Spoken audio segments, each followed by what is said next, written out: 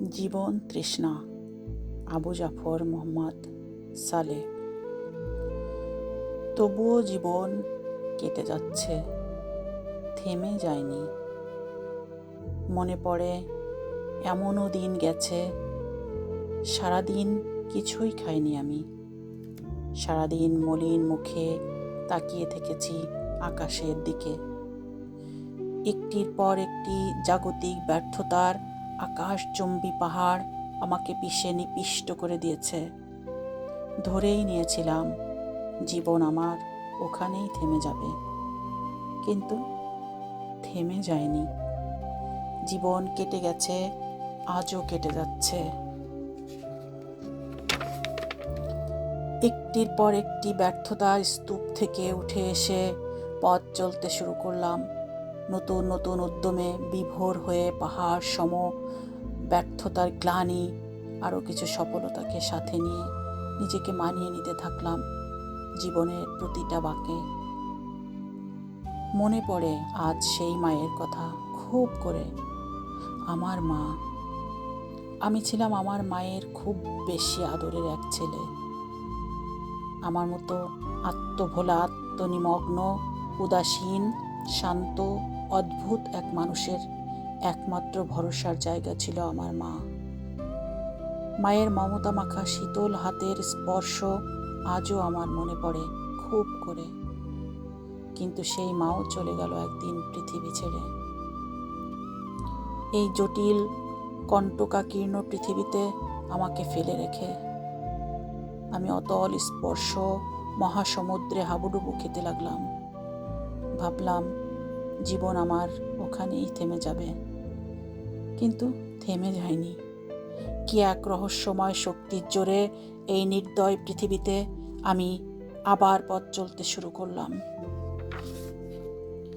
জীবনের বাঁকে বাঁকে নিজেকে মানিয়ে নিয়ে। জীবন আমার আজও বহমান, জীবন আমার আজও কেটে যাচ্ছে। আমি বিপুল প্রেমাবেগে ভরপুর একজন মানুষ। জীবনে অনেক নারীকেই আমার ভালো লেগেছে। প্রতিবারই ভেসে গেছি তুমুল প্রেমাশক্তিতে, কিন্তু প্রত্যেকবার প্রত্যাখ্যাত হয়েছি এক আকাশ সমান বেদনাকে সাথে নিয়ে। প্রতিবারই না পাওয়া ধুধু দুঃখরা আমাকে ভেঙে চুরে বিধ্বস্ত করে দিয়েছে, কিন্তু স্তব্ধ করে দিতে পারেনি আমার জীবনকে। জীবন আমার আজও বহমান, জীবন আমার আজও কেটে যাচ্ছে। আমি এখন বলতে গেলে জীবনের মধ্য গগনে, জীবনের নানা চরাচরে এসে শেষে জেনেছি জীবন একটা প্রবাহমান স্রোতবহা নদীর মতো। স্রোতবহা নদীতে সর্বদা স্রোত খেলা করে, এবং এই স্রোতই নদীকে পাহাড়চূড়া, পাহাড়তলি, উঁচু নিচু শিলাস্তর, চড়াই উতরাই, আঁকা বাঁকা খাতে সর্বদা সচল রাখে। নদীর গতিকে কখনো স্তব্ধ করে দেয় না, এবং সুদীর্ঘ বিচিত্র পথ অতিক্রম করে নদী তার সমস্ত অস্তিত্ব বিলীন করে দিয়ে একসময় মিশে যায় সমুদ্রে। জীবনে যতই থাকুক ব্যর্থতা, ঘাত প্রতিঘাত, হাহাকার, না পাওয়ার ধুধু বেদনা, বেঁচে থাকার তৃষ্ণা কখনোই নিঃশেষ হয়ে যায় না।